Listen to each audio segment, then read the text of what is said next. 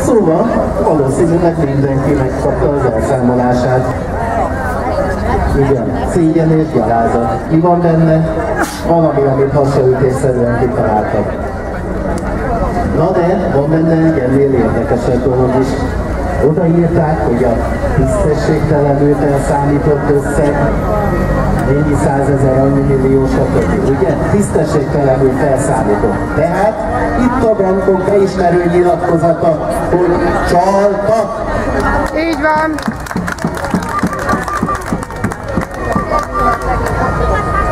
Úgyhogy igen, gazdaságügyi miniszter maradjunk annyiban.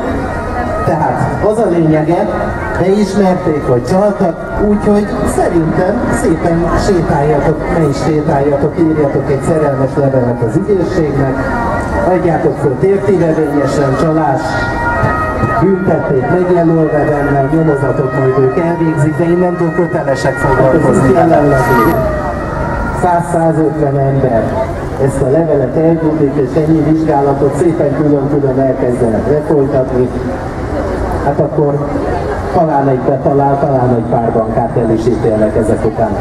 De legalább folyik majd úgy. Úgyhogy ezzel kapcsolatosan hajrá. Na és most jön egy kicsit rendhagyó dolog. Hóka Laci, légy szíves, gyere egy kicsit közelebb.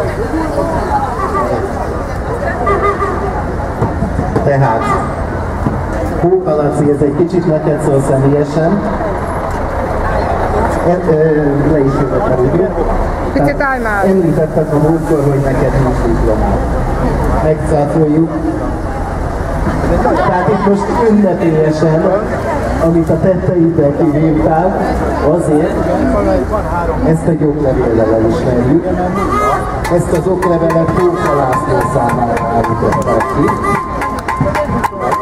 Nem adom a házamot mozgalom Szabad Egyetem harcos és ellenálló képzőkar nevű felsőoktatási intézményben tanulmányi kötelezettségek eleget tettek.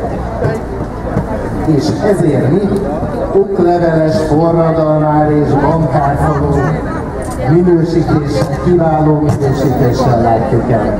Laci, Hajrá! Hajrá!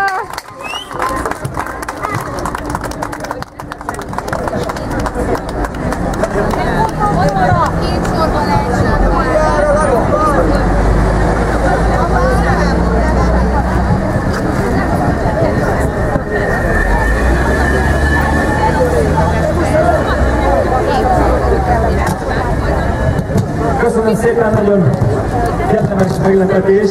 köszönöm. Köszönöm szépen. Köszönöm.